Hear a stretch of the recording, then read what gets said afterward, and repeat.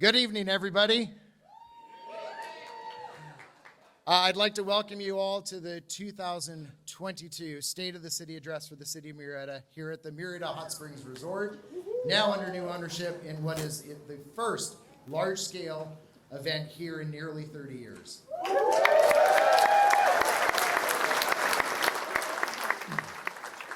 My name is Patrick Ellis. I'm the President and CEO of the Murrieta Wildomar Chamber of Commerce. I'd like to ask you all to please rise for the presentation of colors by our honor guard represented by Murrieta Police Department and Murrieta Fire and Rescue.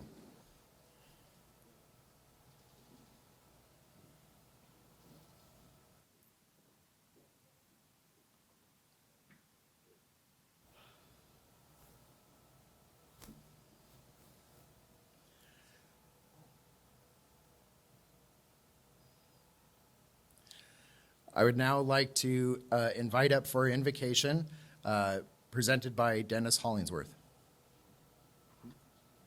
Oh, okay. We're going to do national. Okay. My apologies. We're going to do national anthem first. So, national anthem performed by Murrieta Police Officer Colin Acta.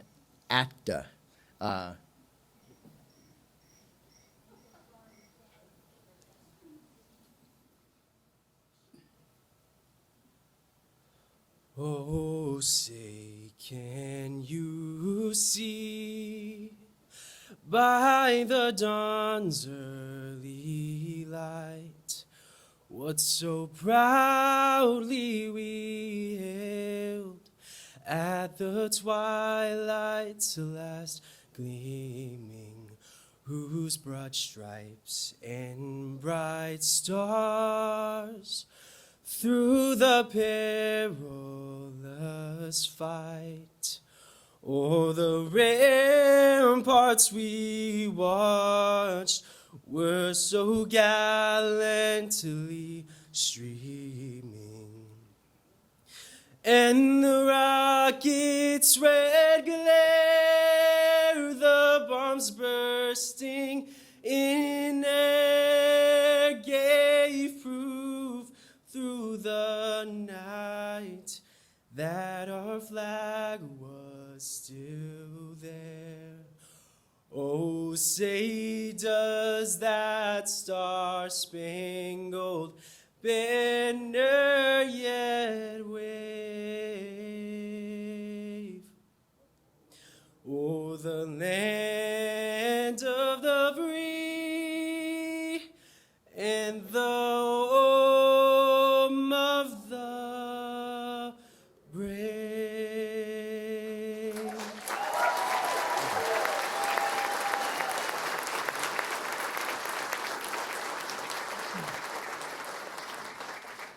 Now for our invocation, presented by Dennis Hollingsworth. Good evening. Thank you, Patrick, for reminding me that the last major event at this facility 30 years ago was my wife and I's wedding reception in that building right over there.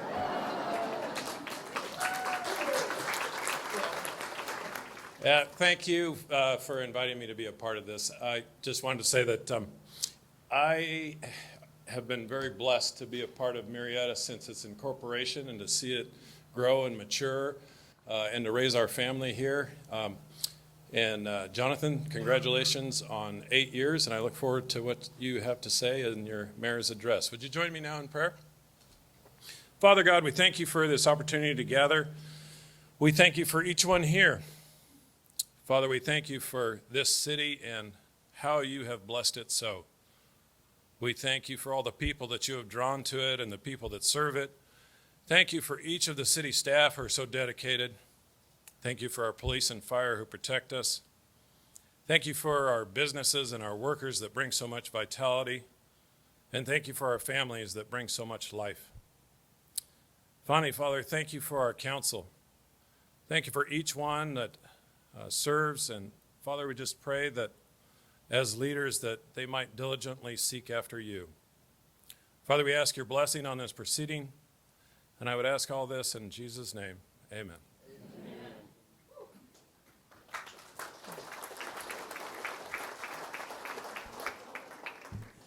You may all be seated now. Thank you. So at this point, I have to take a few minutes to thank some very special people for joining us tonight, and to our sponsors for helping us make this evening possible. So please hold your applause till the end. That's for you, Scott. We have an impressive list here. So dignitaries we have with us, we have Supervisor Chuck Washington, Riverside County 3rd District, Supervisor Jeff Hewitt, Riverside County 5th District, Mike Hestrin, Riverside County District Attorney. City of Murrieta, we have Jonathan Ingram, Mayor. We have Dr. Lisa DeForest, Mayor Pro Tem, Lori Stone, Council Member, Cindy Warren, Council Member, Kim Summers, City Manager, Bernie Malloy, Fire Chief, and Tony Conrad, Police Chief. From the City of Wildomar, we have Joseph Morabito, Mayor Pro Tem, Ashley DeFilippio, Council Member, Dan York, City Manager. From the City of Temecula, we have Mayor Matt Ron. We have City Council Member Marianne Edwards, City Council Member James Stu Stewart, and City Manager Aaron Adams. Sorry.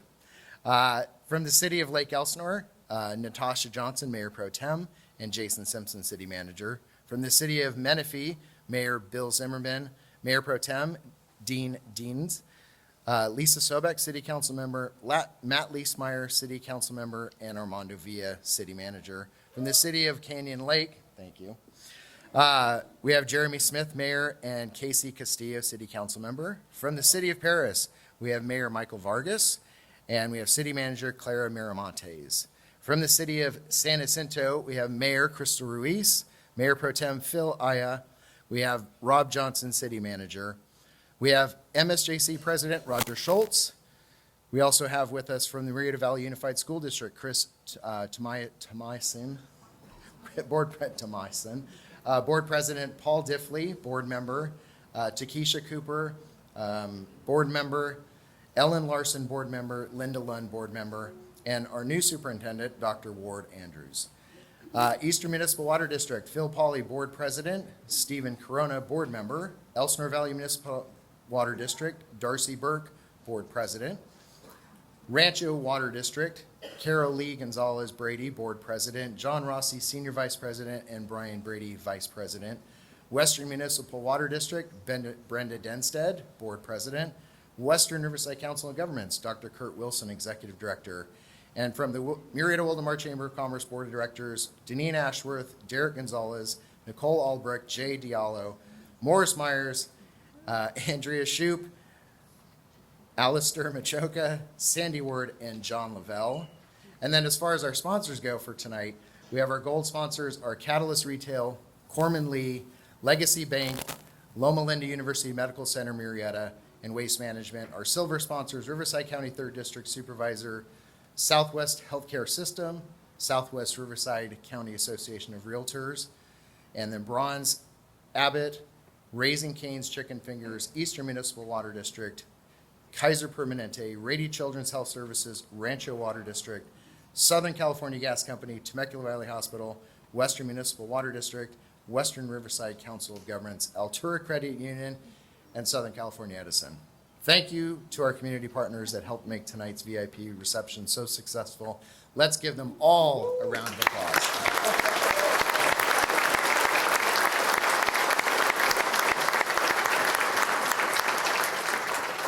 And I am so sorry. I knew I'd missed somebody, and of course, my apologies. Councilmember Christy White with the City of Murrieta.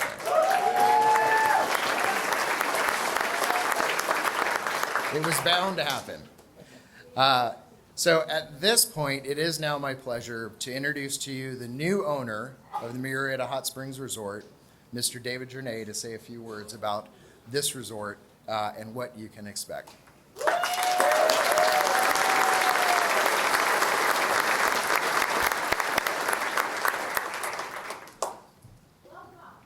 Thank you. Welcome to you all as well. My name is David Journay. I'm the founder and managing partner of Olympus Real Estate Group. And earlier this month, we were fortunate enough to complete the purchase of this amazing property.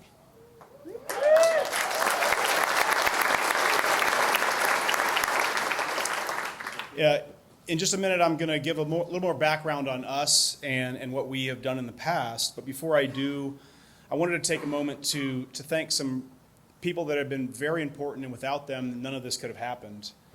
To begin, I'd like to thank Calvary Chapel of Costa Mesa, and specifically Mike McGovero, who I had the pleasure of working with over the last 14 months. Calvary Chapel has invested in this property and in this community heavily over the last 25 years.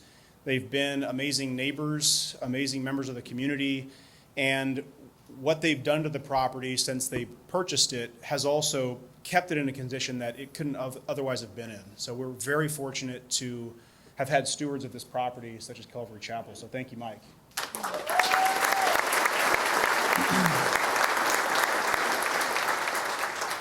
I'd also like to thank the city of Murrieta, mayor, councilors, for your support throughout this process, and also your amazing team at the city. Kim, Ivan, Patrick, Scott's okay. It's been a great process. I've developed all over the country, and I've rarely had an opportunity to work in the city where there's been so much collaboration and problem solving to do what's best for the community, but also help solve problems. And so I just want to say thank you very much. Look forward to working with you. And also look forward to building the relationship going forward as we work to achieve our vision, which is to make the Murrieta Hot Springs Resort the #1 hot springs-based health resort in the country.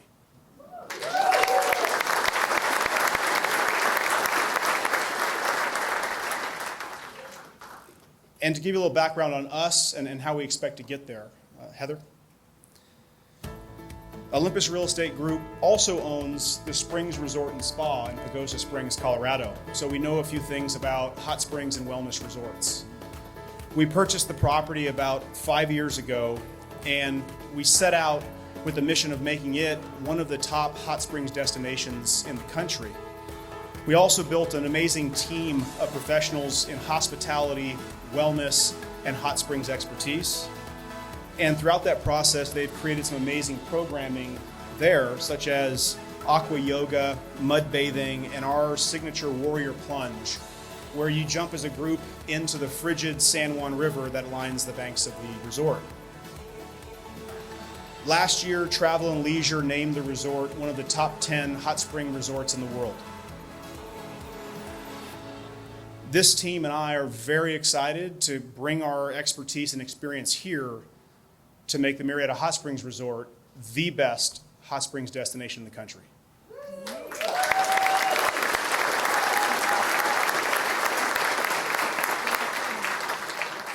And for a little more on our vision for the future of this property, Heather, please, thank you. When we first stepped foot on the property, we had no doubt that this property had the potential to be the top hot springs destination and health resort in the country. It has an amazing history. It's in an amazing location, in a community that's extremely supportive, and with a very unique and precious water resource. We view ourselves, as Calvary did, as stewards of this amazing property, and we view this as a great opportunity that we've been given. We're going to make this the top health resort in the country with hot springs by working with the community, working with the city to create a one-of-a-kind experience. And when the renovations are completed, this resort will consist of over 200 hotel rooms, suites, and bungalows, more than 30 geothermal pools and baths, a new geothermal bathhouse that includes locker rooms, hydrothermal therapy pools, mud bathing facilities, a rooftop deck, and a panoramic sauna. The day spa will have 15 treatment rooms and its own relaxation garden with private pools. We'll be adding food and beverage facilities and locations across the property, including a restaurant that will be open to the public. And this building that we're standing in will be our health and wellness center. It'll be overseen by our medical director, who runs our programs in Colorado and is actually based in LA, along with our wellness coaches. It'll include a yoga studio, an open gym, state-of-the-art, and a fitness classroom. And finally, I'd like to say that, like we do in Colorado, we will have local membership passes available only to those who live in the community, and that will provide them with unique access to all of the amenities here on property. And so in short,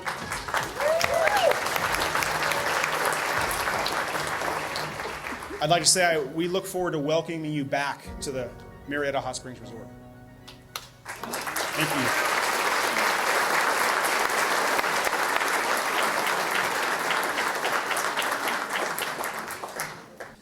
It is now my pleasure, and the reason we're all here, to welcome up to the stage the man, the myth, the legend, Mayor McCheese himself, Mayor Jonathan Ingram.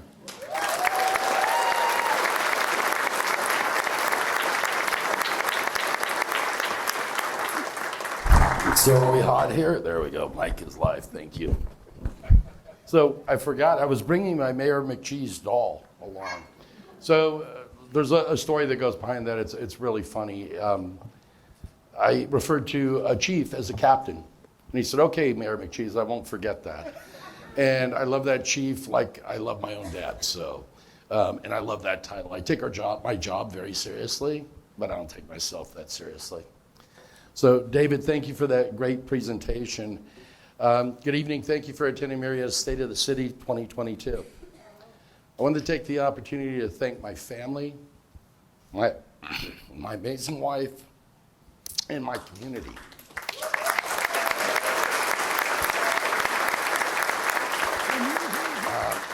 This is an amazing community, and we're blessed to live in it. And we see that every day. And Senator Hollingsworth, retired Senator Hollingsworth, thank you very much for being here. Supervisor Washington and others in the room, the dignitaries, a lot of them. And let's see if we can knock it out of the park and tell you why our city is so special, because it truly is. My council colleagues, would you please stand up?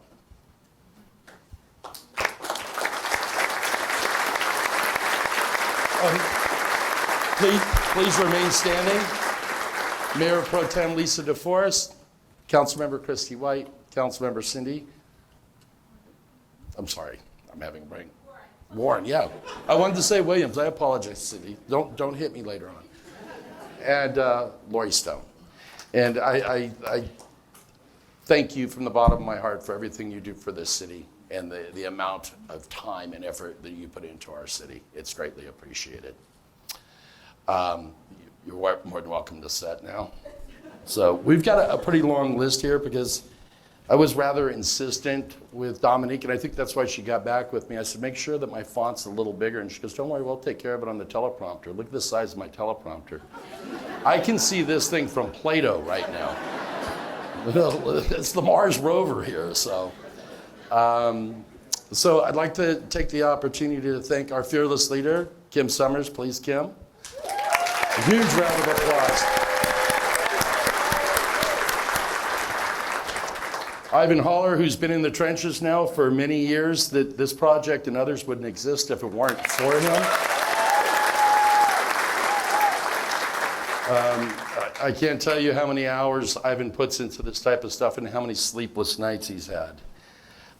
Just amazing. Our city attorney, Christy Crane, please stand up. Huh? A new member to our city. Our city attorney, Tiffany Israel. She tells us what we can do, not what we can't do. So we appreciate you. Paul Early, city attorney as well. So this is where the list is going to get a little bit long. But I started thinking about this. This is my last year as mayor of the city, and it's been a great privilege. But this room that's full of individuals tonight, our city wouldn't be the city it is without those employees and those people that are engaged. And they're not only friends, but they're family. And that's what makes Murrieta very unique. We're connected by our community, but we're also connected by family, whether it's my fire department, my police department, my city employees. So I'd like all of our city employees to please stand up if you would.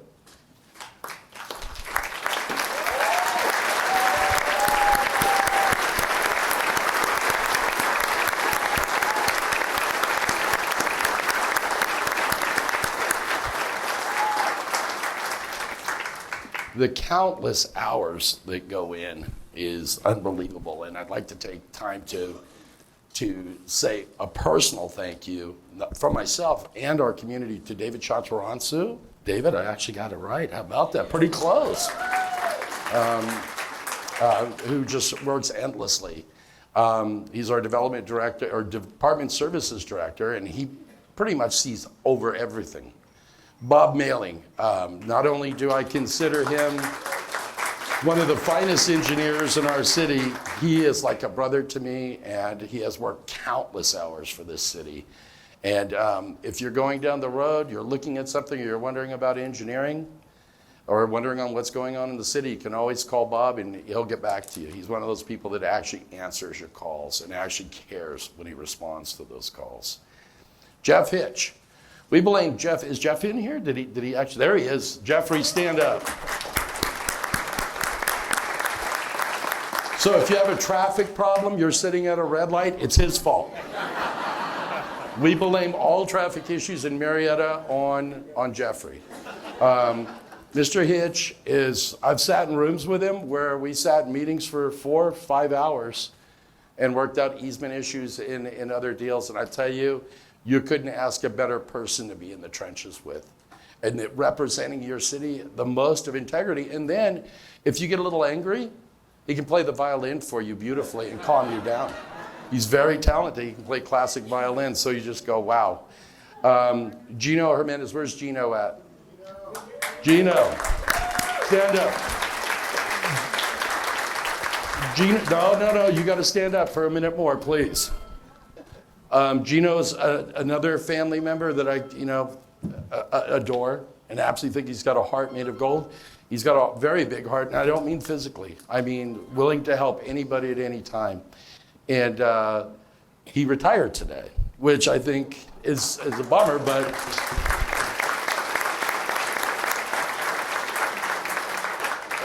many, many years of service to the city, and we appreciate everything that you've done and always being there for us. Scott Agajanian, where's Scott? Everybody knows Scott. Where's he hiding at? Oh, stand up. Yeah.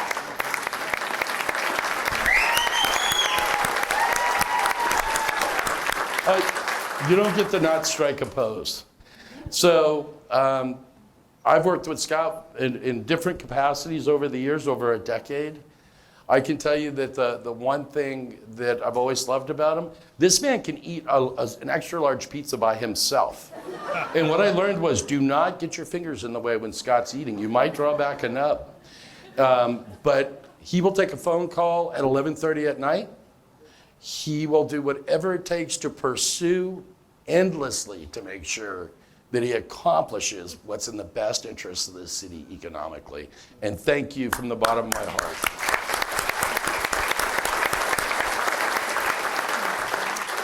So Dominique, where's Dominique? She's supposed to be hiding here somewhere. There we go.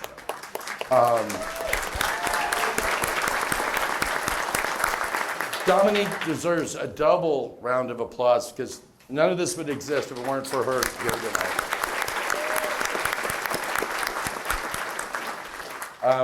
I've lovingly call her Super Mario because I've never seen anyone that is in so many places and gets so many things done at one time.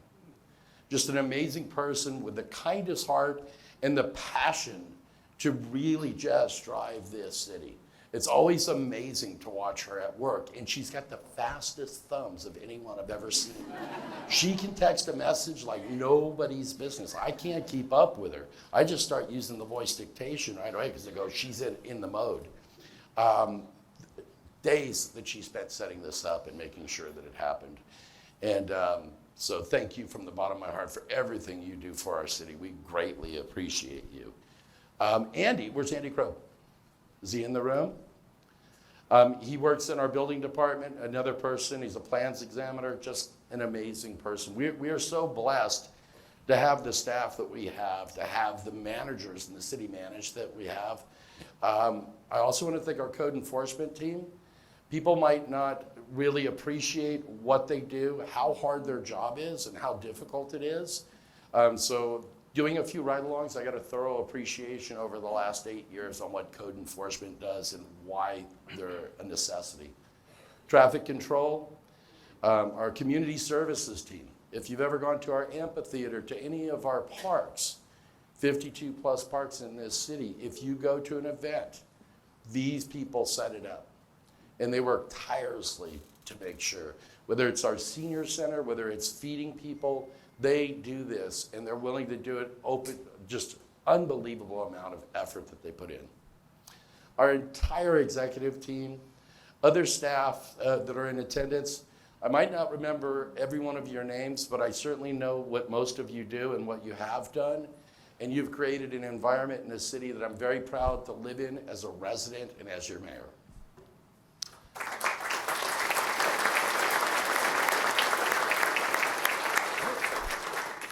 We can roll forward. All right. So I'm excited, and it's a privilege to present the 2022 State of the City. Looking back over the last 31 years, since the city became a city, we've came a long way. And in the last 10 years, we've came a long way. And I want to take the opportunity to give special thanks to our city managers, Ivan and Kim, for the passion that they've brought to this city, the transparency, the willingness to do whatever it takes to get a project done, and the love that they've brought in this group. It's greatly appreciated.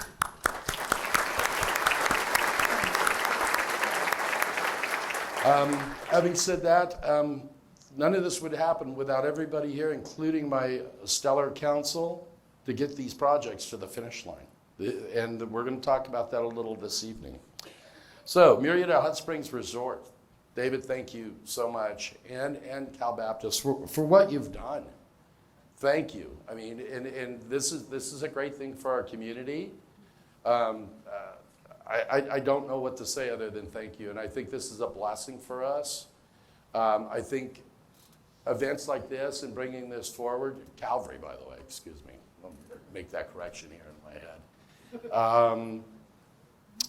Iron sharpens iron, and it's an important thing, and I think anybody that knows that passage will know what I mean. So when we create a place like this, and we're talking about health, environment, the issues that we're looking at, this is what our community wants. And this will not only impact Murrieta, this will be a regional facility. Absolutely, undoubtedly, it will benefit a lot of people in this region, and I believe in the world. So our fingers are crossed. We hope this gets knocked out of the park, David. And I'm certain that everybody will be behind you and supporting you any way they can. And I'll be the first member. You have my word on that. So again, as I said, we're going to move forward now with this, and we're going to talk a little bit about the project. A lot of these projects wouldn't have happened if it weren't for the faith in somebody like David and their development company to come up and go, you know what? We trust that Murrieta is going to be good stewards and that they're going to work with us to attract these type of projects. It takes a lot of confidence in order to do that. And quite a sum of money, by the way.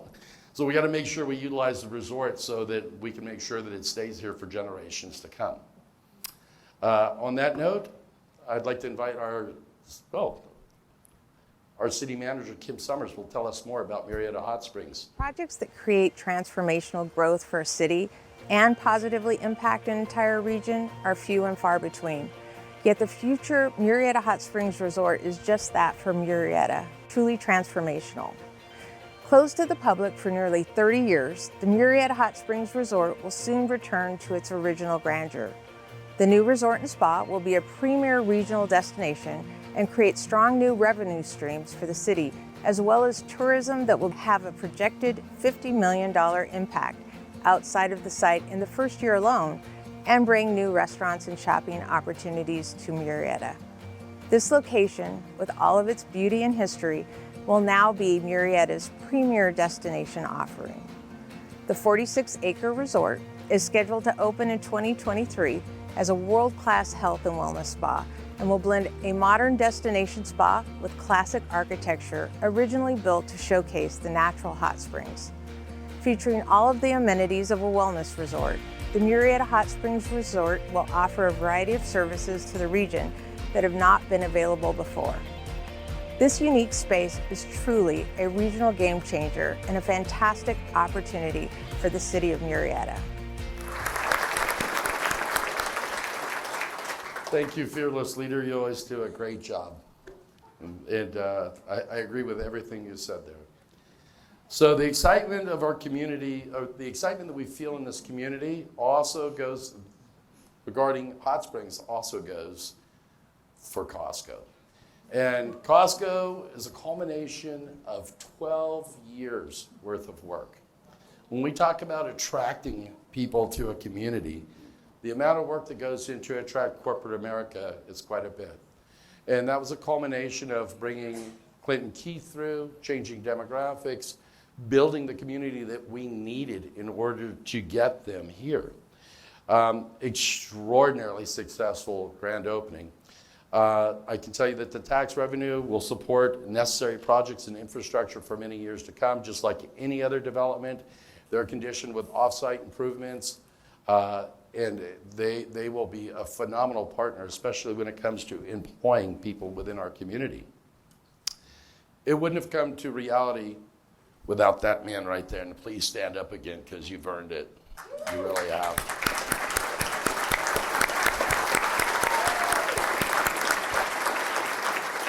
Ivan worked tirelessly on this, and so did our staff, all of our engineers, David. I can go on and on about all that it took to get this project here. But we wanted to talk a little bit about the grand opening of this and what it did. We're going to go ahead and circle back on that after we watch this video from our Assistant City Manager on Costco. Hello everyone. I'm standing in front of one of the most anticipated openings, not only for Murrieta residents, but for the region. It's located at the intersection of the 215 and Clinton Keith Road. And if you haven't guessed by now, it's our very own brand new Costco. This project was a long time in coming. It was submitted in 2018 and approved by the City Council in October of 2020. The building sits on 16 acres of land. It also has 32 gas pumps and anchors the Vineyard Shopping Center that offers additional goods and services. In getting to this point, we encountered numerous challenges along the way, including a series of complex real estate negotiations, an intense grading operation that you may recall existed on the site for several years, and the need to construct a new road. But under the guidance of City Manager Kim Summers and the leadership of Mayor Jonathan Ingram and the entire City Council, your city staff worked together seamlessly as a team to overcome all of these challenges.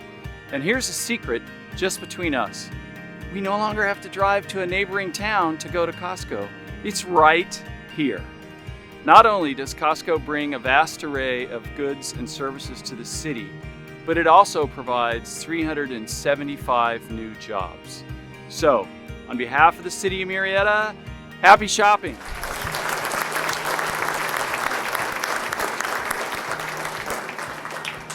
So, I have to say thank you to our city council, all of my council members, and the amount of, because we've all had to pick up a baton and run with this over the years. But it starts with Kelly Bennett. Please stand up. She's in the room tonight. Prior mayor, mayor pro tem, and council member. Brandon Lane, if he's still here. Mr. Lane, I guess he's not. Rick Gibbs, Doug McAllister. This was a culmination of a lot of years of work. Bruce Coleman. These people worked as electeds to get this done, and they worked with our staff in order to accomplish this. And it takes a long time to get a project like this over the goal, but was it worth it? I'd say, yeah, it was. Our first day, almost $2.5 million in sales. Pretty impressive, right? Not bad. 5,000 members in 2 days were signed up at Costco. So I'd say that deserves a huge round of applause to our city staff. And my colleagues. They deserve a round of applause. And while these projects are essential, they don't create a community. Our strong sense of community is why the people choose to live in Murrieta. That's why I choose to live in Murrieta. Now, I'm not only your mayor, but I'm a resident. There's a reason.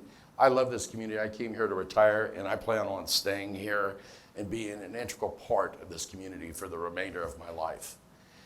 I have never lived in a place where I felt more at home, treated better. And I told Melody when we first moved here, I've never had a horn honked at me.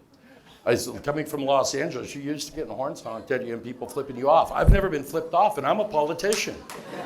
So I was just like, wow, that's pretty impressive. And I remember walking in and meeting Brenda Beezer, and she said, welcome to Murrieta, how can I help you? And I said, what's your agenda? What's your motive? And it was just as pure as, I'm Miss Murrieta, and I'm here to help any way I can. And God bless her, she retired last month, but she will always be the face of Murrieta, and I was very happy to be friends with her for the remainder of my life. We have events like our birthday bash, our veterans events, just our 4th of July events, where I work with our department. I spray me with a water hose, and they spray you with a water hose. They can roll you like a roly-poly, so you have to be really careful with these guys, especially from the ladder truck. And by the way, the water is super cold. We have people in this community that will stop. I had a lady call me the other day, and she said, I just wanted to tell you that my car broke down on Greer Road, and 2 young gentlemen got out of the car and pushed my car to safety all the way up the hill when I was in the middle of the road in 110 degrees heat. I mean, this is the community that we live in. We're blessed in so many different ways, but it starts by being connected by community. Having said that, you know, our downtown market nights, again, council members for years to do this. Mayor Pro Tem is going to tell you about it in her video. We're here in downtown Murrieta at one of my favorite Murrieta offerings, Downtown Market Nights. I love that the concept started with the community members, and through the city's partnership, it has grown into what you see here, dozens of vendors, entertainment, and a fun atmosphere for all ages. It's been great for our downtown businesses, but just as important, it's been great for our residents. It's been a joy to see this event become a space where residents and visitors can gather and connect. Now, on the 1st and 3rd Thursday of each month along Washington Avenue, we come together as a community to bond and to support local Murrieta craftsmen and vendors. Every community needs a heart. It is a place that is unique, that brings people together. That's our downtown market night.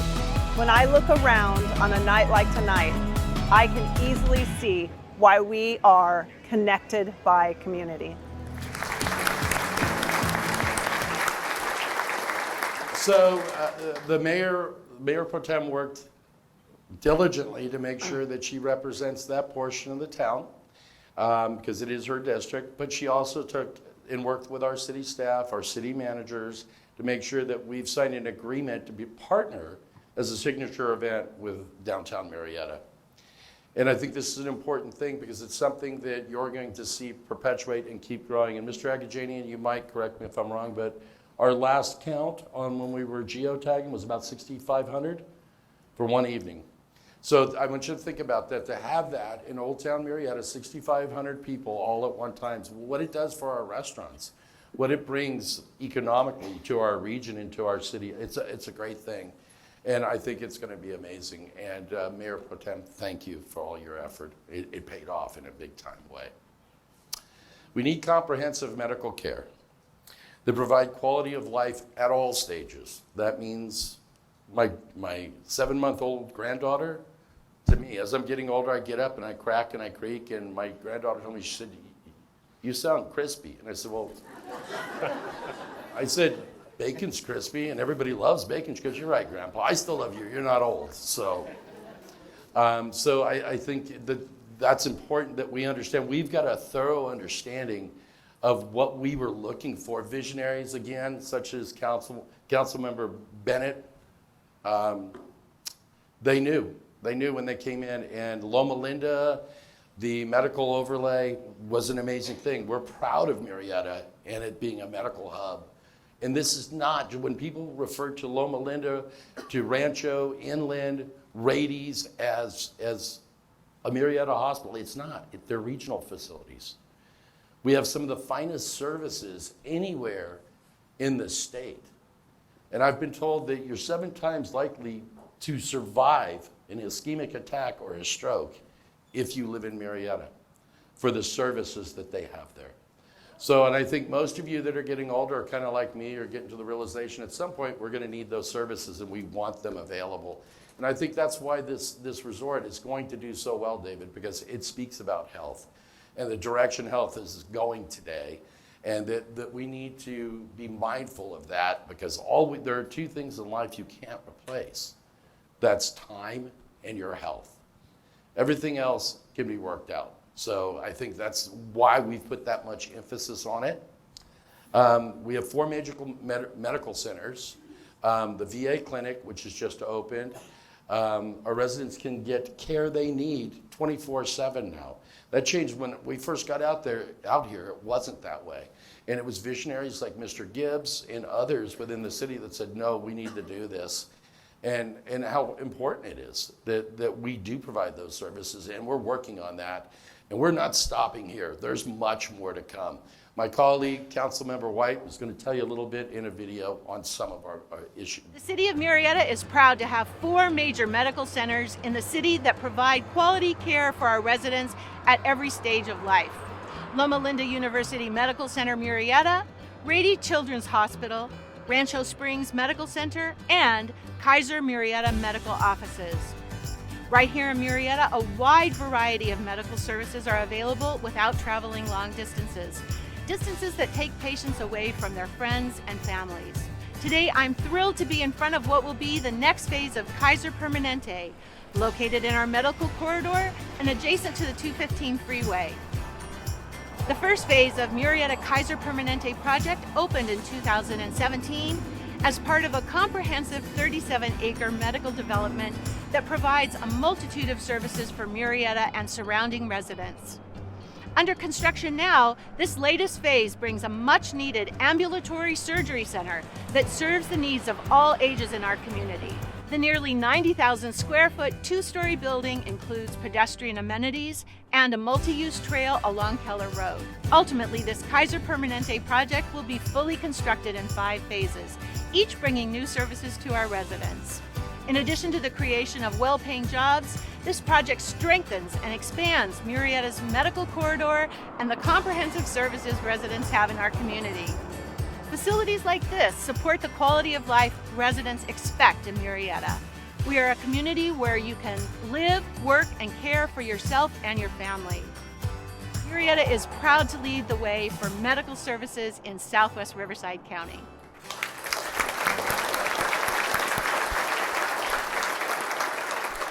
Great job, Councilmember White. So again, when you look at Kaiser's another project that was a culmination of a decade's worth of work. It started with Bruce Coleman and others, Mayor Bennett, Mr. Gibbs, Brandon Lane, Alan Long, and it moved down, and we picked the gauntlet up as the most recent council. I had the privilege of actually sinking a shovel in the ground there when we broke ground, and this is such a beautiful facility and is such an asset to our community. And the remaining phases are going to be amazing, and I know they will provide services for many, many years to come, especially from the ambulatory surgical center. Let's see. Not only do we offer a full array of professional service and medical facilities, we're working to attract innovative businesses that are needed in our community, and we work diligently at that. For many years, the City Council has been unified across the board. In my entire 8 years, been unified on being a business-friendly city, and we work on that diligently. We want to support local business in Murrieta. We want to attract business and keep local business in Murrieta. It becomes important. And that means from the mom and pop shops to corporate America. As I said earlier, if we don't have corporate America's trust, we can't attract them here. And I believe that when you have a company such as David's or a corporation that decides they're going to step up and make a type of investment they do in this community, that's a big deal. That's saying that you have faith in us, and thank you for that. We won't let you down. So many companies choose to be in Murrieta because we make a diligent effort. It doesn't always happen, but we make a diligent effort to make the process as smooth as possible. But when you factor in all the other things that we'll discuss briefly here this evening, sometimes that's more difficult than others, but I can guarantee you we burn the midnight oil to get it done, and I'm very proud of our staff. As my colleague Lori Stone will now explain to you in her video. I'm at the Murrieta Town Center Shopping Center in front of Riverside County's only Amazon Fresh grocery store. Murrieta is known for supporting and fostering innovation, so having the most technologically advanced grocery store right here in our city is the perfect fit. Amazon Fresh is just one element of the complete overhaul taking place at this center. Floor and Decor opened here last year, and Howard's Appliances is currently making improvements in the building next door for a new Murrieta location. This 30,000 square foot store will make it possible for residents to shop for a variety of major household items in one shopping center. That means sales tax stay local, our residents benefit from a convenient shopping close to home, and there are other businesses coming down the pipeline for this center. Major improvements like the ones happening right here in Murrieta Town Center make working and shopping in Murrieta not only possible, but enjoyable. All businesses from major retailers like Amazon to local restaurants know that Murrieta makes doing business as smooth as possible. The Murrieta City Council and city staff support our businesses and want to see them flourish. In Murrieta, we know that thriving community is a community that's safe, connected, and financially sound. And in Murrieta, that means we are connected by business.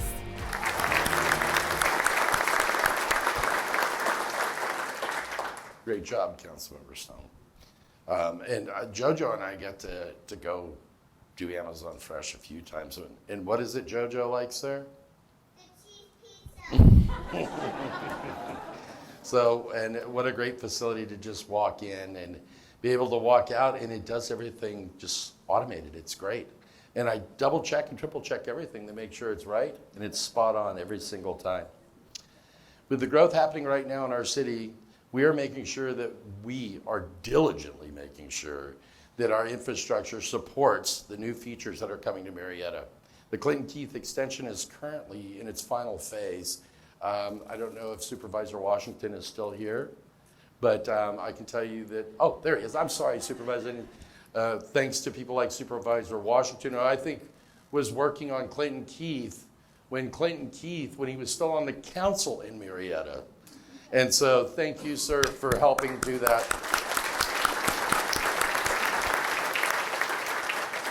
So many have been engaged with Clinton Keith over the years, and what a game changer for all of our lives and for people that were commuting instead of having to go around Hot Springs and then back up around to 79. So just an amazing thing, and a lot of work and a lot of time went into getting this built. Then we have Keller Road interchange, northbound, French Valley flyover. Great improvements for our community and what it's going to do. And this year's capital improvement plan is we have a new park coming downtown Murrieta, which you'll be seeing being worked on soon. Pedestrian safety improvements, and we look forward to working on our traffic issues. And we're going to explain a few things. I'm going to have Councilmember Warren explain a few things in her video. When the busiest street in the city of Murrieta runs through the heart of your district, construction projects that positively impact the roads are a priority. As a prior traffic commissioner for 3 years, I know the importance of keeping our roads healthy and safe. There are 3 exciting traffic-related projects happening on Murrieta Hot Springs Road that should make life smoother, no pun intended, for Murrieta drivers.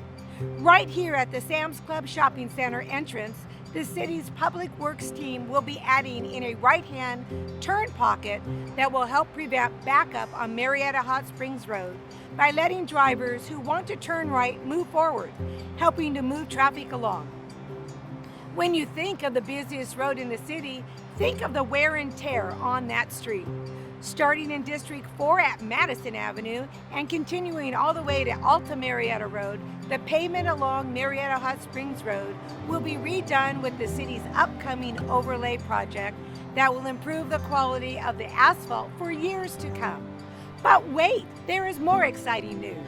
A long-awaited project that is scheduled to start later this year is the Murrieta Hot Springs Road widening project. This will create 3 lanes along Murrieta Hot Springs in each direction from Margarita Road to Winchester Road. which should make it very convenient to get to our new Murrieta Hot Springs Resort when it opens. All these improvements support the growing amenities we have in Murrieta and our drive to create quality of life for our residents.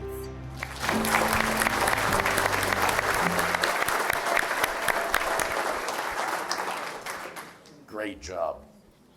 Great job. And we're very excited for that. All right, so we have a bunch of highlights, but the highlights are just beginning. The city's development services department is busier than ever. Right now, in development progress, in our process, we have well, let's start with our residential. Slow down just a little. There are nearly 14,000 residential housing units in the queue right now. You have 1 million square feet of industrial space, 4 million square feet of commercial property. And that doesn't include projects repurposing existing TIs, buildings, Murrieta Hot Springs, et cetera. I believe at one point in the beginning of the year, we had approximately, David, correct me if I'm wrong, about 70 projects. Now we're at 260? 325. So you can imagine how our staff is working to keep these projects moving and get them done, especially over the last 2 years. Not an easy task. To make things easier, we are now adding 21st century electronic plan submissions that we're working the bugs out on now that should become easier as we're integrating that software and other things that we need in order to make it easier for our development community. This level of activity doesn't happen by accident. We have a community that is about businesses, about development, and a synergy between environment and development. On that note, your mayor is going to tell you what the next project is. I'm coming from Orchard Center here in Murrieta. We're looking forward and are excited to welcome Home Depot to our new location here. This will be the second location for our city. The significance of this location is that we're employing hundreds of individuals and bringing tax dollars to our community. And it shows the amount of support that we have from corporate America and knowing that Murrieta is the place to locate your business. It's essential that we have these type of businesses and provide those resources to our community. And I look forward to seeing Home Depot come here.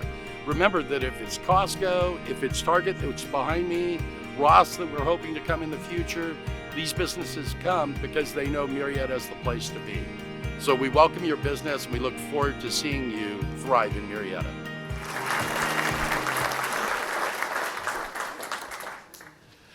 So none of these things would exist without having one of the safest cities in the nation. We are ranked 3rd in the nation for our population.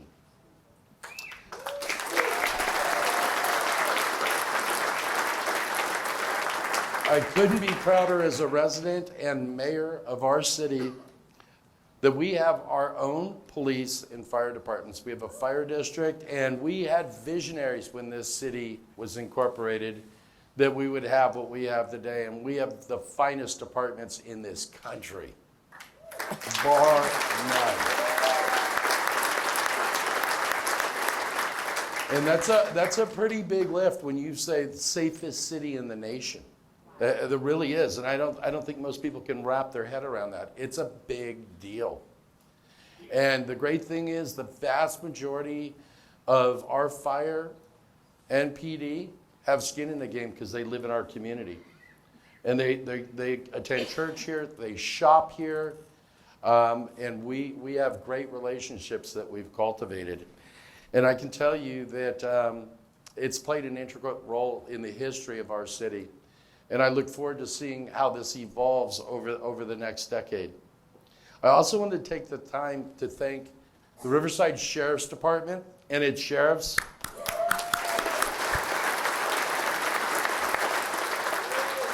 Cal Fire for their mutual aid.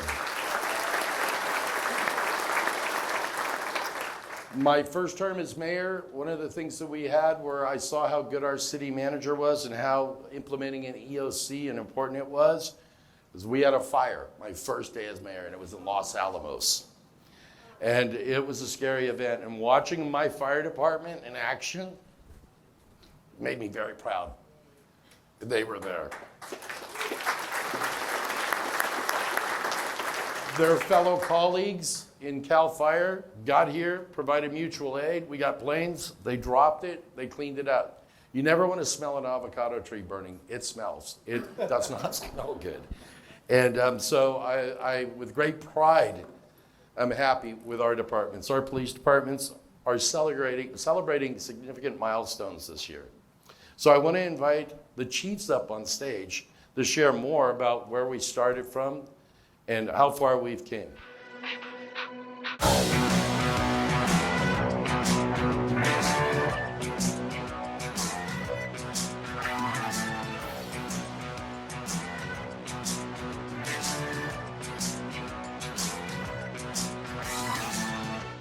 I'm breaking the rules, I'm shaking the game all up. I'm gonna get mine, we'll leave it alone. Got my mind made up, you know it's my time. No one can stop me now, yeah, I got that pressure.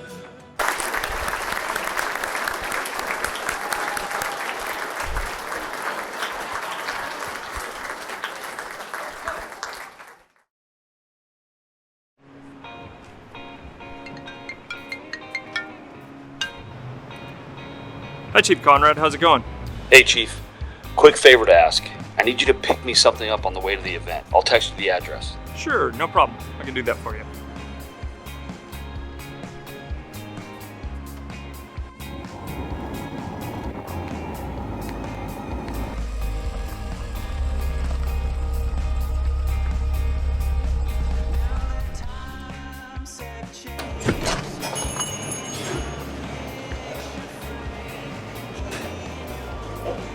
Hi! Picking up for the police chief?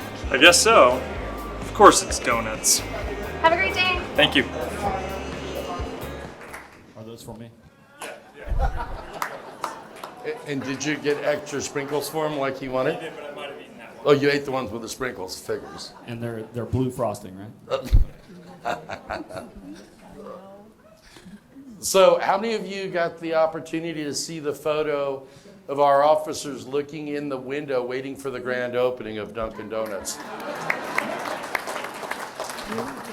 Went viral. How many did that? How many hits did that get, Chief? Gosh, it was- 250,000? No, it was in the millions. Millions. And it's great because they're bent over looking in the window going, when is this going to be open? I think there was an extra amount of pressure put on our building department going, what's your license plate number if this thing doesn't open? Because they wanted their donuts. On that note, Patrick, are you coming up here for this? Or okay. Let's see. Yeah, we are sitting down. Yeah, we get to sit down. You guys get the love seat. All right. Yeah. And no fighting. Don't make me come over there. Chief Malloy's just a couple, 2-3 months here at the city, and when I got here, they put me on the love seat, and I said, we got to sit together. We got to show how tight we are. Let's both sit on the love seat. He just looked at me, and he was kind of like, it's just too soon. Too soon. We're close, we're not that close. So let's talk a little about how we became the safest city in the nation, Chief. And, Absolutely. Yep. So, 75 years ago, the citizens of Murrieta came together and formed a community fire department of the community for the community. And they brought together a fire department that was here to serve what was a very small community at that time. If we flash forward 75 years, how much has Murrieta changed in that time? How much has this community grown? Everything we've seen today, your fire department has grown with the community. We went from being a small volunteer organization of community members to a professional all-risk fire department that runs nearly 11,000 calls for service a year and delivers all-risk service to the community that we serve.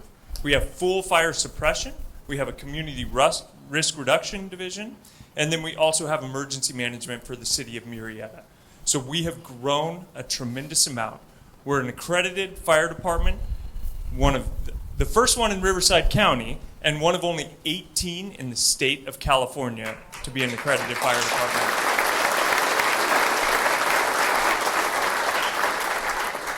But as we've grown and as we continue to grow to serve the needs of the community, what we haven't lost is that connection to our community. We are still a fire department of our community. that reaches out every day to our community to make sure that we're serving them in a way that they deserve. Thank you, Chief. So yeah, we turned 30 days ago, August 1st. Very proud to be the police chief of this fine department. 30 years ago, the council and the city incorporated, and they did make that decision, as the mayor mentioned earlier, to start their own police department, to have that local control. And our department was started with 34 people, 25 officers, 8 dispatchers, and 1 executive assistant. Started this department, they all moved here. They wanted to live here. They wanted to coach their kids, raise their kids, attend church, and actually work in this community and make it safe. A lot of things have changed over 30 years. Clearly, that first photograph that was taken of that department with 34 people then transitioned to this 30th birthday we had. We take a department photo every 5 years, and that photo had over 200 people in the photograph. So it was very impressive.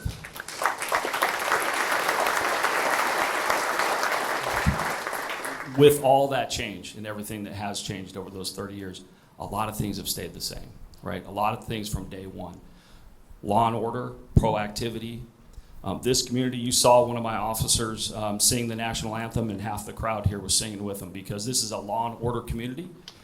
There's a lot of things happening in the state right now, I get that, but those things were discussed 30 years ago, and they're true today. That's how we police this city. I tell my staff all the time, we police the city the way that our citizens want to be policed. And we have great communication with you guys, and we hire great cops. We hire, for the most part, laterals. That is one thing that has changed over the last few years, is we have some homegrown officers. So through our cadet program and our Explorer program, I have about 20 city or police department employees that actually graduated from local high schools. So you're actually seeing community policing right here in your area. A lot has changed, but a lot has stayed the same, and that's the brand, that's the mission that we still carry forward 30 years later. Fantastic. So, would the ladies and gentlemen of our police departments and fire departments please stand up if you're in the audience, all of you?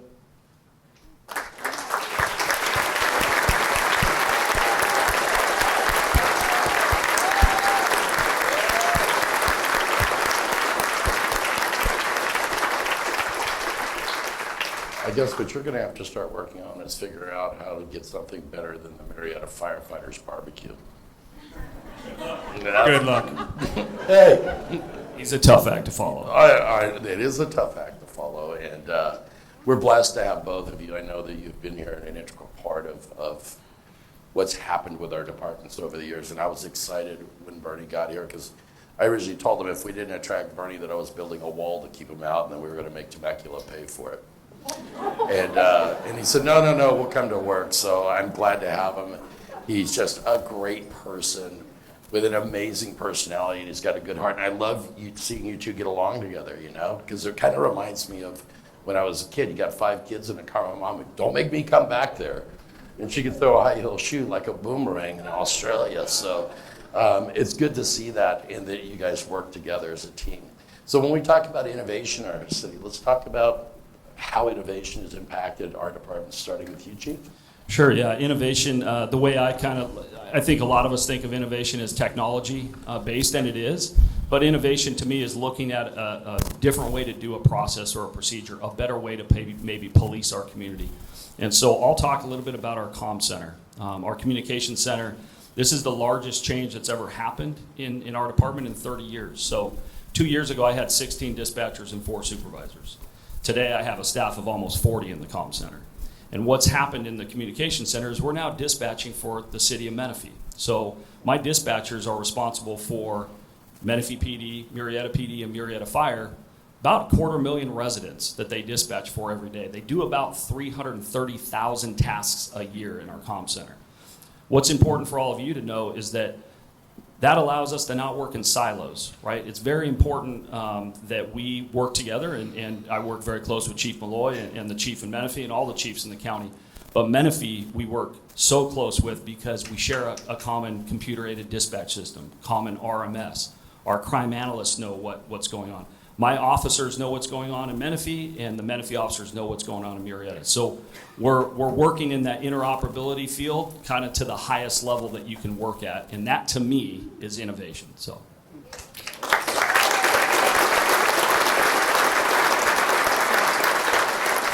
For the fire department, to build a little bit on what Chief Conrad was speaking about, it's innovative to have the relationship with PD that we do. We work side by side, both as part of the public safety model for the city of Murrieta.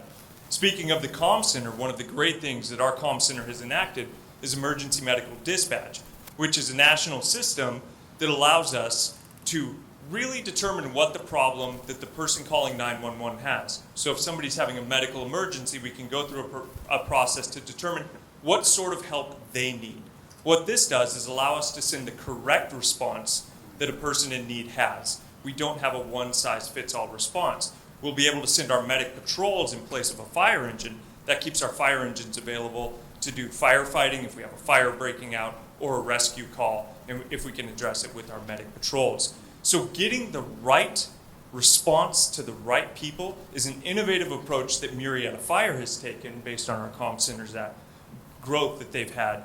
And that's just where we're beginning. We're going to continue to grow that, and we're going to continue to flex that model for public safety in the years to come for Murrieta Fire. I wanted to ask a question with regard to and the impact that has on our fire.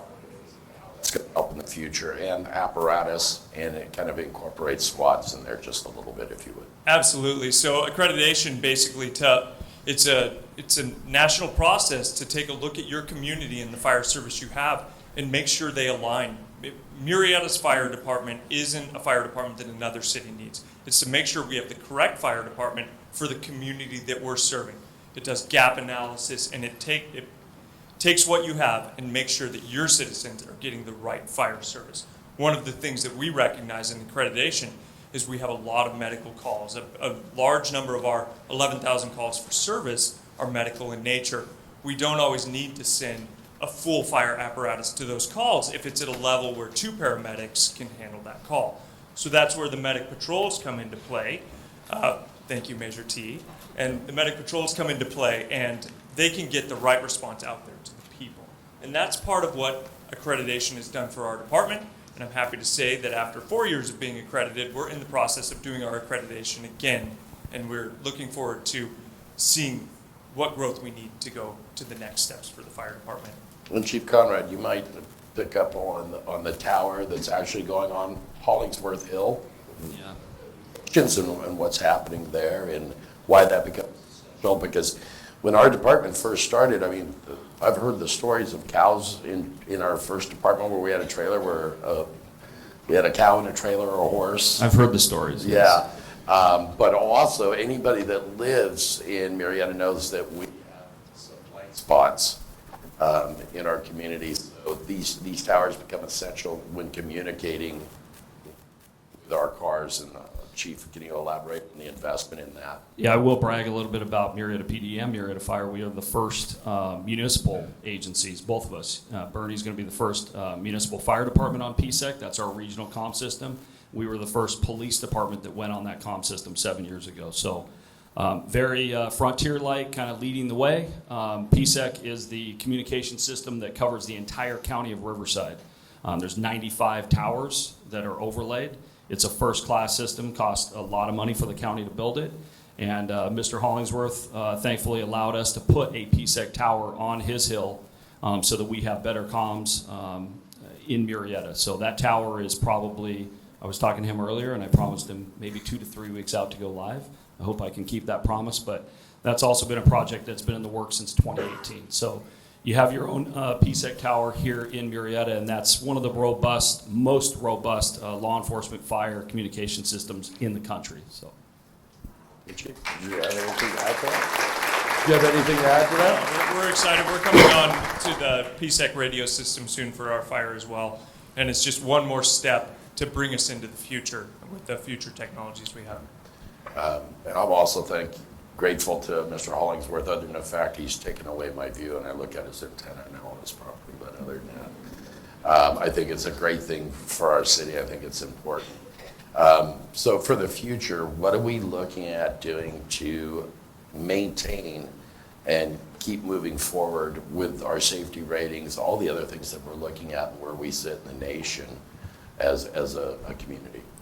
So for the fire department, we are committed to community risk reduction in our community, and we're going to build a community that's safe and appropriate going forward. We're continuing to build the suppression side of our fire department as well, so when we do have emergencies, we're there to address it as need be.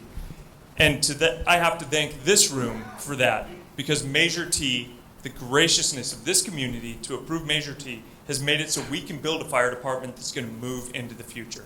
Since we put Measure T in place, we've already added 2 medic patrols, a tactical water tender. We have a 100-foot aerial apparatus that will be coming. We are building a fire department that will grow with Murrieta and address the needs for Murrieta in the future to come. The one thing I want to assure everybody, though, we will continue to honor our community traditions and still be the community's fire department, but we're going to build a community fire department that can address our needs for the future. Awesome.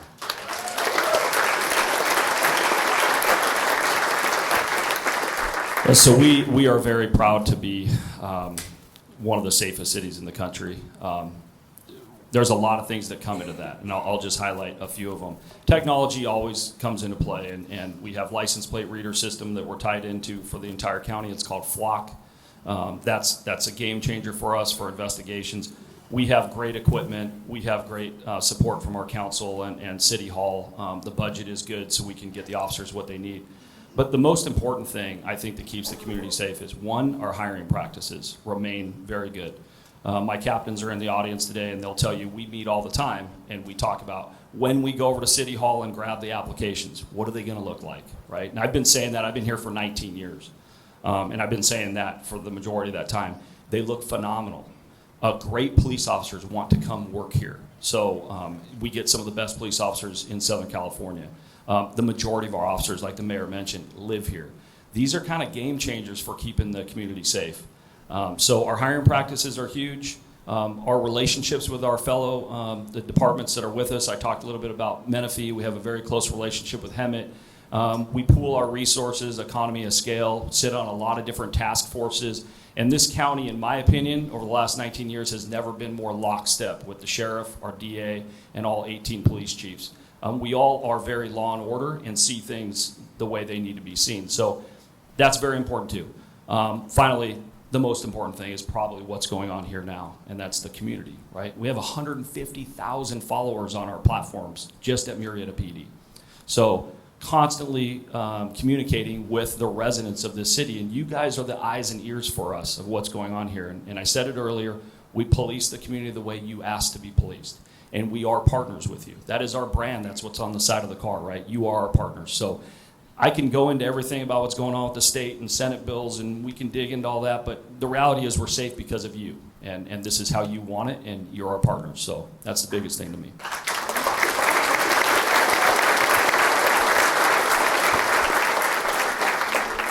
So the PD, when you look at their acronyms, let's talk about that.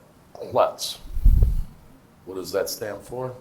You were supposed to tell me the questions before I came up. No. California Law Enforcement Telecommunications System. And the other for Flock? Flock is just a company name. That's basically a private company that's a license plate reader system. And there's about 700 of those cameras stitched throughout the county today. And they're just sitting through all the cities, and then the police departments and the sheriff's department, we just share information. It places a vehicle at a certain place at a certain time. That's all it does. We then take that information and investigate it further and see if we can figure out who did that particular crime. Was that how Melody knew I was at Carl's Jr.? Melody does have access to the Flock. I've got to fix this much. So, it's interesting because I've heard so many comments about that system. And that system, let's talk about when it was activated and what it did to kind of help in the French Valley corridor, coming up through the unincorporated side when we had the call. The shooting call? Mm-hmm. Yeah, that was impressive for me. As the police chief, I don't go to all of the calls or a lot of the calls, but this particular call was a shooting in a residential area. Multiple people were struck by gunfire. Thank the Lord they all lived. But we went there, and the sheriff showed up too, because it was right on the boundary, and there was probably 30, 40 cops at this call. And from the time I drove to the station over to Winchester Creek, which is maybe a 15-minute drive, on my phone was an image of the vehicle passing Chaparral High School. So we had already been into the flock system. They had given us a description of the suspect that was fleeing. They plugged in the car, had a partial plate, boom, we stitched it together. And about 15 minutes later, I had the image of the car traveling westbound towards the 15. Very impressive technology. So, and that suspect was later taken into custody that evening in Oceanside.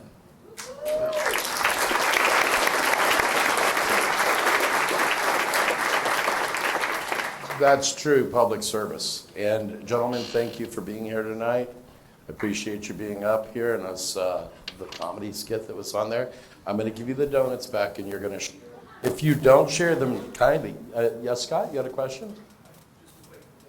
Oh, okay. No, you don't get any donuts, Scott. It's after 6. We don't feed you sugar. You're kind of like a gremlin. So don't make us give the donuts to the city manager to divide up amongst you guys. Gentlemen, thank you so much.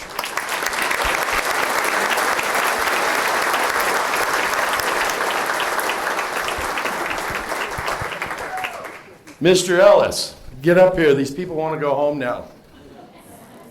All that heat, everything else, I think they're ready. I figured everyone wanted to rush right back out into the heat, right? Maybe if you put steak and lobster out there. Well, thank you, Mayor. I'm honored to be able to kind of talk a little bit with you and ask. I only have about 30 questions or so don't worry, we're good. No, thank you for this opportunity. We really appreciate it. Let's dive in. Actually, I'm going to start you with kind of almost a little tough question here. Okay. Okay. Hold on. Need the readers. So you and I, we've discussed this over a number of years, the grief that the city gets kind of on a regular basis, kind of from the public and developers when it comes to the process, right? But is that truly fair? No, it's not fair because, and I can only explain it through my eyes, the paradigm from the inside looking out is far different from the outside looking in. When I first became elected, I was going to do this, I was going to do that. And then I found out, sitting and talking with our city manager, I go, this moves slow. It's like watching paint dry on a wall. And she was our assistant city manager. I can see her smiling right now. And she said, Jonathan, you want government to move a little slower. Not to say that, it couldn't go quicker and we could expedite it, but there's a reason that it does move a little slower, because there are checks and balances. And we have all of these constraints. There are processes that we have to go through. And so you can liken it to an onion. It has a bunch of different layers.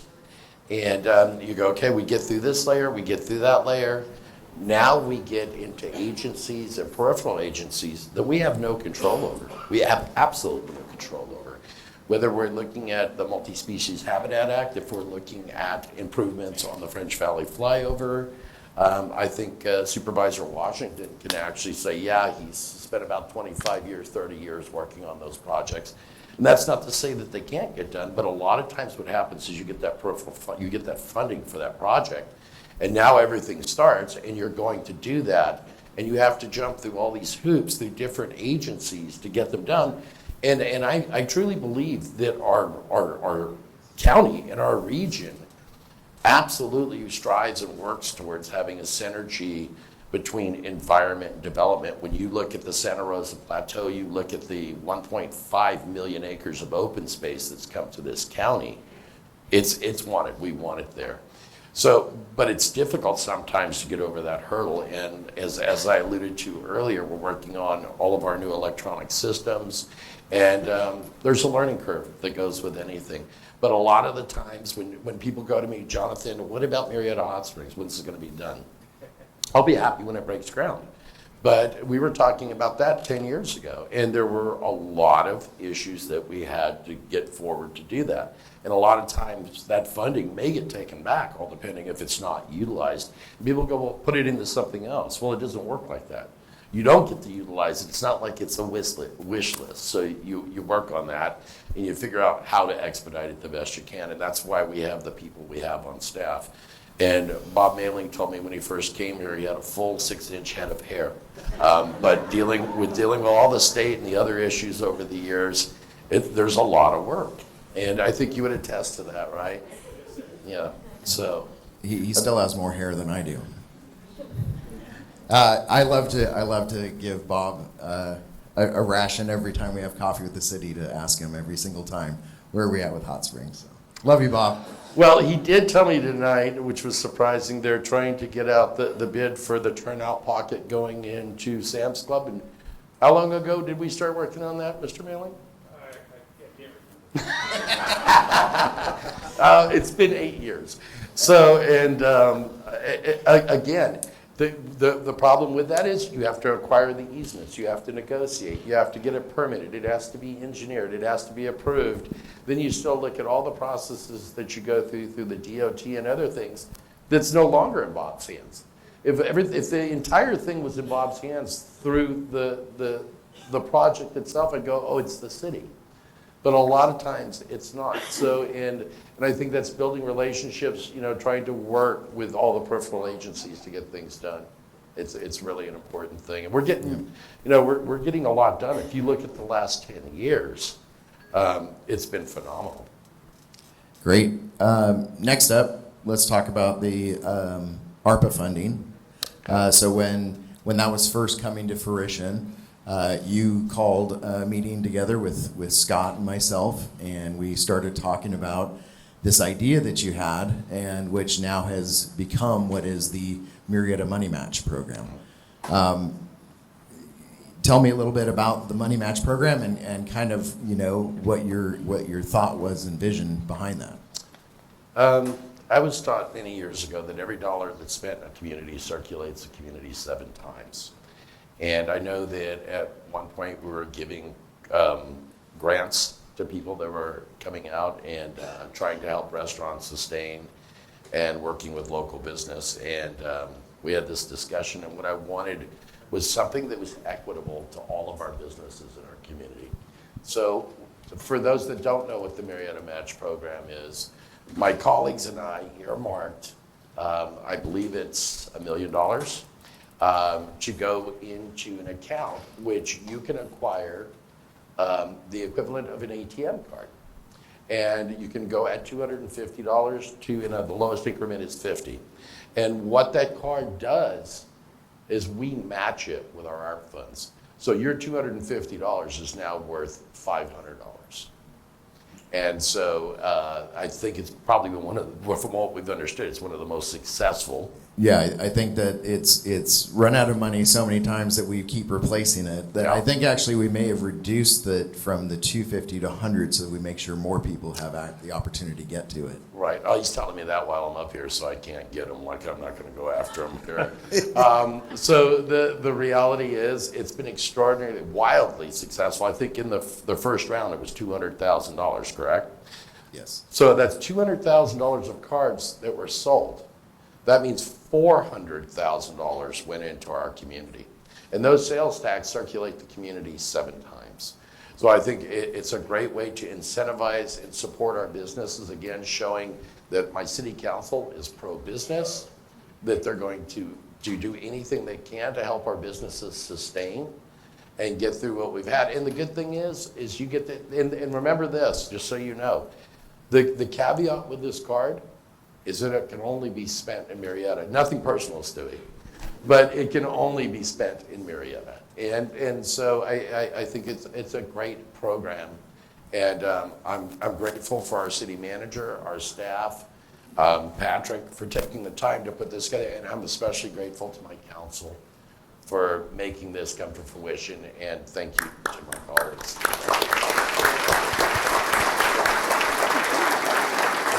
All right, just a couple more things. So back in April, the word came down from federal EDA that the grant application that the city of Murrieta and Impact Riverside County put together for the Murrieta Innovation Center was awarded to us, and that was $3 million to establish a wet lab, a dry lab, and a clean room, which is a game changer.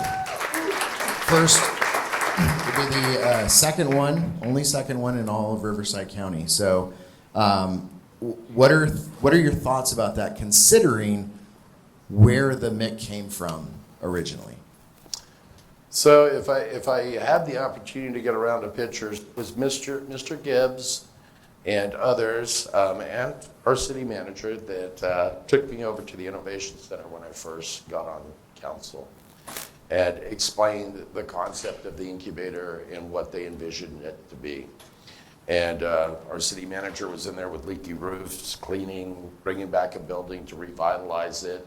And I think there was a great deal of excitement on what we thought this would become. And I had the opportunity to speak at an event regarding the Innovation Center. And one of my comments were listening to some of the stuff that's transpiring there. Gene Roddenberry would be proud of our Innovation Center. How many of you watched Star Trek when you were kids? And when they flipped the communicator open and talked on him, I know that's never going to exist. Come on, who are they kidding? We still had rotary dial phones, didn't we? And cable TV didn't really exist. I was the cable television remote control, the rabbit's ears with tinfoil, right? Turn this way.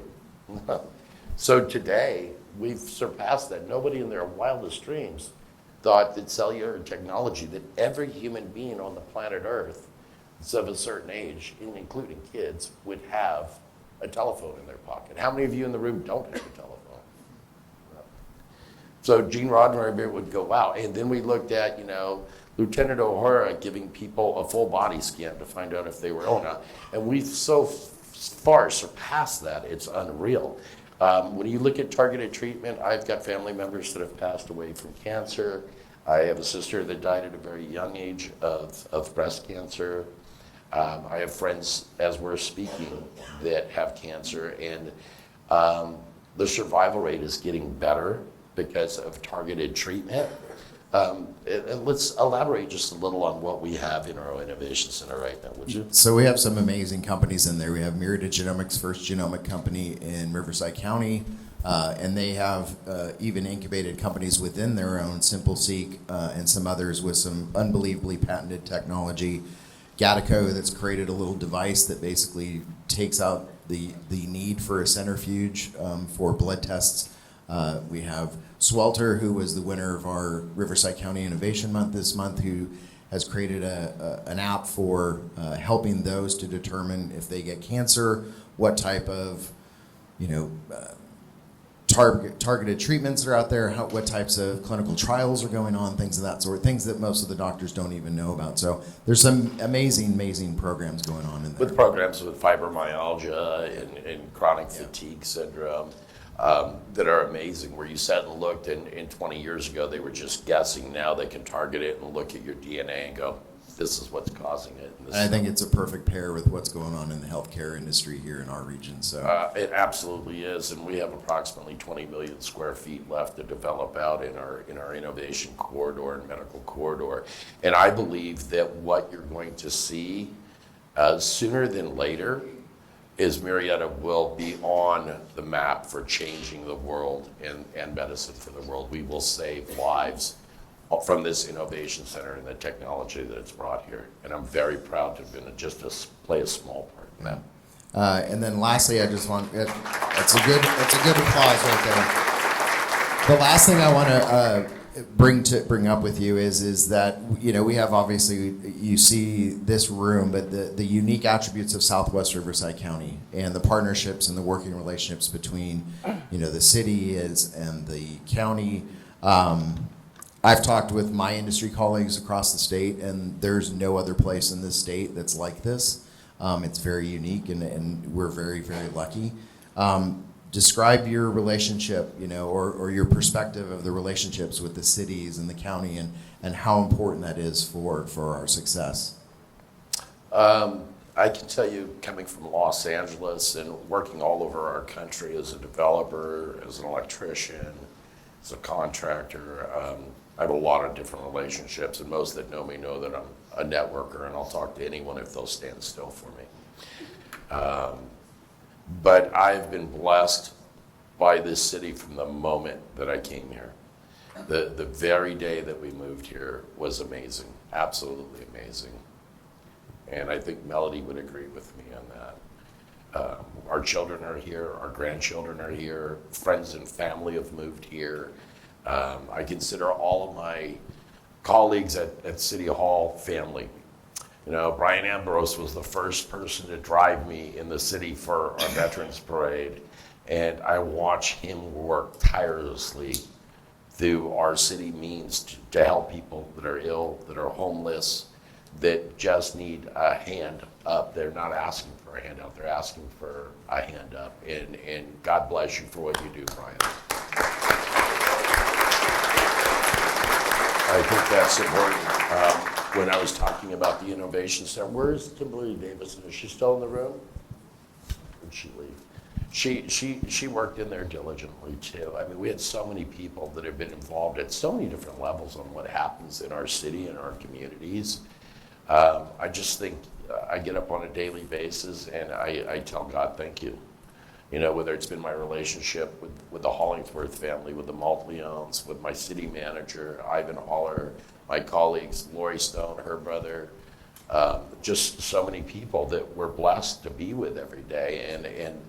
And you start your day with that, and it's a darn good way to get motivated and to get things done. It's a joy to be here, to serve this community, and I look forward to seeing what this city does over the next couple of decades. It's going to be amazing, and we need to protect it. The one thing that the city has, it has visionaries, it has entrepreneurs, it has a city manager that has a firm grasp on what we need. Remember, when people look and they have an anti-growth mentality, that's not a good thing for any community, because development gives us the infrastructure that we need in order to have the roads, the lights, the off-site improvements that exist. One will not exist without the other. It's just not possible. Nor do we have the ability or the funding means in order to do that. So when we're sitting and we're trying to figure out that synergy, we've got a pretty darn good balance, and so does Temecula. I just, you know, Stu, I love working with you. I think you're an amazing person. You've done a great job, especially for your community. I think we have, and we've built a relationship. One of the things is we've become the Southwest region is more now than ever are regional thinkers, because there's so much impact of what happens here. And Stu hasn't had me pulled over in years now, so so I think we're doing okay. I wouldn't change a thing. I would stay on the course that we're on. Are we going to get better, refine our methods and understand? Absolutely. But I promise you this, and I feel this way from the bottom of my heart. You live in the best county in the United States of America, and you certainly live in one of the best cities. Well, no, I would strongly concur with that. So with that, I want to thank you, Mary Ingram. Thank you so much for your time. I want to thank you all for coming out and bearing record heats today.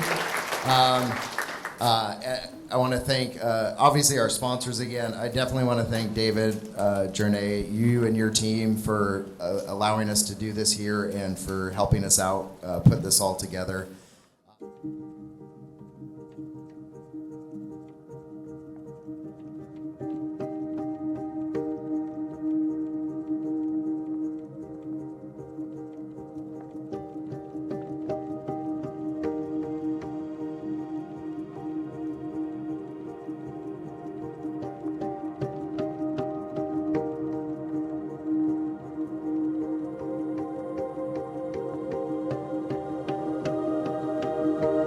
you.